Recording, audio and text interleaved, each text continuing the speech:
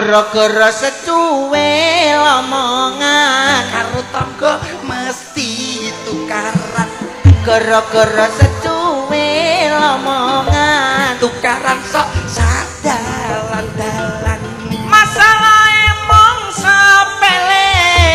digawe gede wong wedok kono kene ketoke padha wae tangga kere malah diece nek tangga sugih diitung tuyule yo kakak ngono kuwi ora percaya kowe ayo sok nikmati neraka panggone wong ngono kuwi dibacok cangkeme wong kene apa ya ana